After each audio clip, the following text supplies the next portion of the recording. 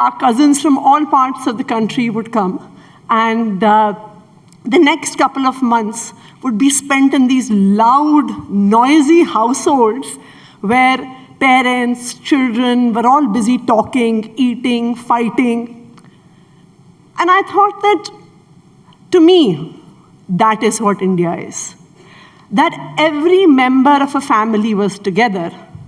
They were talking. They all had a voice. And yes, those voices were noisy. But every voice got a space to express itself.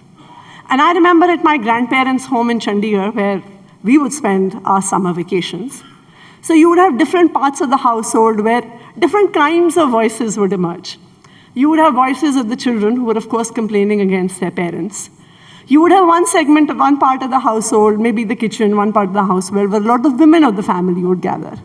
And that would be their opportunity to discuss many of the issues that they faced. And yes, I'm not saying that their voices were equal, but they had a voice and they had a forum to express themselves, to express their concerns. And you see that Indians always have a voice. Indians always have an opinion. You just need to travel in a bus or on a train in India, and you will realize that everyone has an opinion about everything. And in fact, a train journey done in India, as compared to a train journey done in any other part of the world, is a starkly different experience. So when you sit in an Indian sleeper train where you have 6 people, 3 people sitting on one side, 3 people sitting on another, the entire time that you spend in that train, you may not know those people when you actually get on that train. But by the time you finish that journey, you know their political opinions, you know their social opinions, you know about their children, you know about their grandchildren, you know where they want to get them admitted, you know everything about them. When elections come, you go to any chai ki dukaan, you go to any street corner, everybody has a voice. And I think that really, for me, defines what India is, where everyone has a voice, everyone has an opinion, and everyone in some forum or the other gets an opportunity to express their opinions. But I think that it is time that as Indians now, we need to start thinking about our voice and raising our voice about the many, many challenges that face our country. The central government minister, Smriti Irani ji, was here in this session. And she talked about how India is on the path to economic growth, how India is becoming an economic superpower. Unfortunately, she is not here anymore, but while on the one hand we talk about a growing Indian economy, there are many, many worrying similar data points that global indexes throw at us. While India may be growing as a global economy, today, in the Human Development Index, which measures education, healthcare, equality, access, you have India year on year falling in its global position. In the last global HDI, the Human Development Index that came, India ranked 132 out of 191 countries in the globe. Most of our neighbors, whom we decry for their policies, for their politics, are ranked above India in the Global Development Index. Today, we pick up the newspaper, and every few weeks, you find one story or the other, be it in the newspaper, be it in the news, be it on YouTube channels, about lack of access to healthcare. Just a few months ago, I remember seeing a news story about how in Madhya Pradesh, one man carried his wife for 65 kilometers just so that she could access basic healthcare. And this is not a one-off story. You see this in all parts of the country where access to healthcare and access to high-quality healthcare is a very serious lacuna. Today, India has only 6 ICU beds for every 1 lakh people. Only 136 hospital beds for every 1,000 people. This is where the Indian voice needs to be heard. This is where the Indian voice needs to be raised. This is what we all need to be talking about. Similarly, education. We all know how important education is to us, for our families. Every time in any household children's exams comes, I have a niece who's in class 9, and we have a WhatsApp group that I think almost exists solely to discuss her maths assignments and her maths exams. So for every individual, for every household, their children's education, their children's future is one of the most important things. And yet, lakhs and lakhs of children across the country do not have access to basic, high-quality education. Every year in January, an organization called Pratham presents the Asar survey report. And year on year, that report tells us that more than 50% of children, school-going children, do not know how to read and write. Even, in fact, in the Human Index, the Human Development Index, in 2020, it said that Indians, on an average, have 12.2 years of education. By 2022, that has fallen to 11.8 years of education. This is where, as Indians, we need to raise our voice. Another news story that we often hear is that when state governments bring out advertisements for PNs, for postmasters that require 5th standard, 8th standard qualifications, you have 100 positions that come out, and you have 20,000 people who apply. People who have PhDs, people who have master's degrees, people who have MTechs. And they don't have jobs. Today, from January to April, 4.8 crore Indians are unemployed. 28.26% of Indian youth do not have jobs. So as a country, these are issues that we need to be talking about. These are issues about which we need to be loud. These are issues about which we need to be noisy. Then how is it that one wonders that on the one hand, India has talked about becoming a major superpower, or on the other hand, you have such stark indices as far as education, healthcare, employment, malnourishment goes? And I think that the recent Hindenburg report answers a lot of those questions. And that is, again, something Indians need to raise their voice about. Why is it that inequality is rising in this country? It is because some people are more favored than others. You see the fact that you have some business groups close to ruling parties in power whose net worth goes up from 2014 $7.3 billion to 2022 to $140 billion. You see the fact that on the one hand, we have a country that talks about cracking down on corruption. But yet, when the Adani Group gets investments from 6 shell companies registered on the same address for 42,000 crore rupees, there is no investigation that happens on the matter. You have the LIC that loses 50,000 crores in 50 days, and yet no investigation happens on the matter. This is what Indians need to be loud and noisy about, ask questions, raise our voices, bring the central government on the discussion table to say that if we are talking about rooting out corruption, if we are talking about India being a global superpower, then we will investigate this kind of corruption that has been brought to the fore. And it is this voice of India that today is under attack. Today, anyone who wishes to criticize the government, anyone who wishes to raise their voice against the central ruling party is clamped down upon.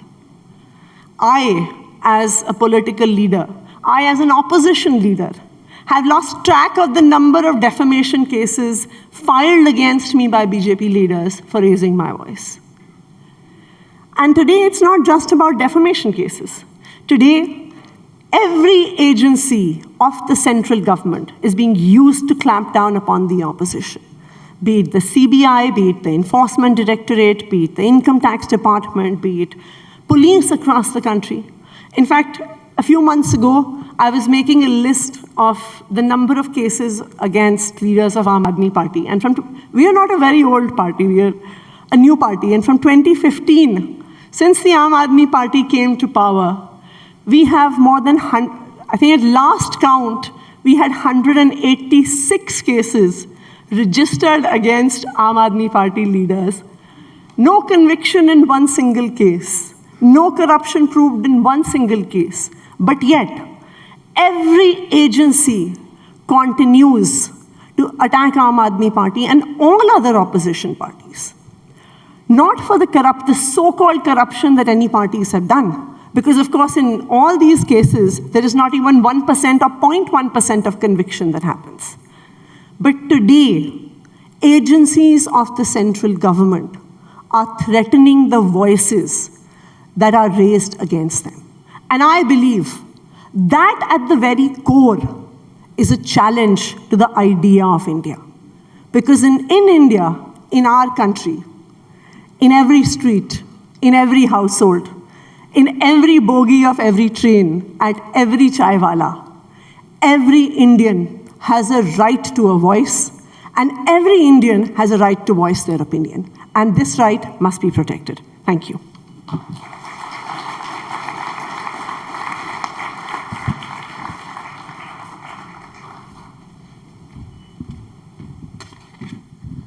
Atishi, if there could be a political manifestation of New India, it would be the Aam Aadmi Party.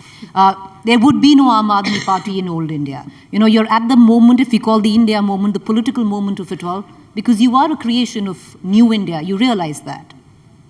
No, absolutely. And I think that India, in many ways, both India old and new, I think the biggest strength of this country has been the diversity of voices that exist here. I think that the biggest strength of this country is, and I'm sure that as we look across this room and we were to see the people sitting here, just in terms of life experiences, just in terms of cultural experiences, just in terms of opinions, in terms of the languages that we speak, I think that diversity is really the biggest strength of this country. And I think that Aam Aadmi Party represents an important voice in this. And I think Aam Aadmi Party represents an important voice in this because, and this is in some ways why I feel we are an important representative of New India, is that politics was considered the preserve of a few. And I remember that when we first came into politics, a lot of our friends and well-wishers used to sometimes laugh at us and say, "Tum log karoge politics. Tumhare paas na paisa hai, tumhare paas na muscle power hai. तुम ऐसे पढ़े लिखे लोग, ऐसे लोग politics में last नहीं करते हैं." But it is in this country where people like us, and I talk about myself, I don't come from a political family, I don't come from a wealthy family, I come from a very Indian middle class family. And I think the fact that I am where I am today, that without any political background, wealth, political connections, today I'm an elected legislator, I'm a minister in an elected government. I think that this would not have been possible with any other political party. You're a creation, your party is a creation of New India, but the problem with New India is it gets bored very quickly, it moves on, and it reads very quickly on, on what's on the table. Where does the Aam Aadmi Party now stand in ideology? You've delivered that speech where you've talked about what's wrong with the BJP. But what is it that's right with the Aam Aadmi Party? You came with the promise of anti-corruption. You're facing the worst blowback on that now. What are you taking to the people that New India believes you and gives you a new story to narrate? I think the story of New India is that India has to be for everyone. And everyone, irrespective of the family that you're born in, has to get an equal opportunity in this country. A few months ago, a friend of mine shared an incident with me where his father was hospitalized, and he lives in Bangalore. And he was sitting outside the ICU, and while waiting for the doctor to come and share what his father's medical report was. And there was 3 members of a family who was from rural Karnataka, who were sitting on the benches next to him. So the father of the family, the head of the family, was hospitalized. His wife, maybe around 60 years old, his daughter and his son-in-law, the 3 of them were there. And they were discussing whether the last asset of their family, one piece of land in their village, should be sold off or mortgaged to afford the treatment that the gentleman inside the ICU needed to have. And there was an argument going on between the 3 members of the family, where his wife was saying, "Ki nahi, mujhe to sab kuch karna hai." And her daughter and son-in-law were very patiently trying to explain to her कि पापा शायद बचेंगे वैसे भी नहीं, तो इसलिए आप अपनी ज़मीन तो मत बेचो वरना आप उसके बाद क्या करोगे? But I think, and I think anyone who is sitting here would agree, that no human being, no citizen of this great country of ours should ever, ever have to make such a choice. And I think that that really is what Aam Aadmi Party represents. That really is what Aam Aadmi Party is trying to do, is that every individual, irrespective of their place of birth, needs to have equal access, equal opportunity. You know how they say, India में कहते हैं ना कि हमारा भाग्य हमारी हाथ की लकीरों में लिखा होता है. And I sometimes feel that it's actually true. Because when you look at the future, how the future pans out for different segments in society, if I come from a well-off family and my parents can pay the fees of an expensive private school, then chances are that I'm going to do well in my school education, get admitted into a college of my choice, and get a high 6-figure, 7-figure salary by the time I'm done with my education. But on the other hand, if my parents do not have the ability to pay that fees, and I have to go to a broken down, ramshackle government school, chances are that I wouldn't even be able to complete my school education. Even if I do, I will, in all likelihood, end up becoming a mechanic in a car store, domestic help in someone's house. I'm not saying that there is anything wrong in being a car mechanic or in being a domestic worker. The problem is that there is no choice. And at the age of 3, most children in this country have that choice made for them just because of the families they are born in. Atishi, I'm going to ask you one last question. Now, that's been, I would reckon, the administrative journey of the Aam Aadmi Party. What would you say to those who call you ideologically corrupt? Because where does the Aam Aadmi Party stand on everything, on what you criticize the BJP or the Congress? I think our ideology and our party's, Delhi's chief minister, party's leader, Mr. Arvind Kejriwal, has defined it several times in 3 phrases. Number 1, हम कट्टर ईमानदार हैं. Number 2, हम मानवता के लिए काम करते हैं. So I feel that this कट्टर ईमानदारी, कट्टर देशभक्ति, and मानवता are 3 things that define us. Because we are really looking to work towards every citizen of this country. You might call it an administrative journey when we talk about education and healthcare. But remember, Preeti, that we are all probably coming from privileged backgrounds where we have never had to make this choice. That can I get my mother treatment, or do I have to think about that last asset of my family, of that flat, of that jewelry? And I think that for every citizen of this country, these really are the most important challenges that they face. What is going to be the future of their children? What is going to be the future of their families? And I think Aam Aadmi Party is here to address those. All right, appreciate you joining us, Atishi. Thank you there, ladies and gentlemen. Please raise a warm applause as I call upon Mr. Bharat Kaushal, MD, Hitachi, to come up on stage and present you, Atishi, with a small token of our appreciation.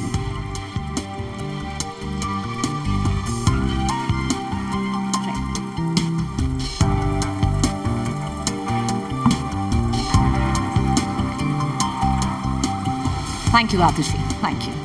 With that, ladies and gentlemen, let me call upon our next speaker to present his vision of India, Lieutenant General Zamiruddin Shah, former Deputy Chief of Army Staff and former Vice Chancellor, Aligarh Muslim University.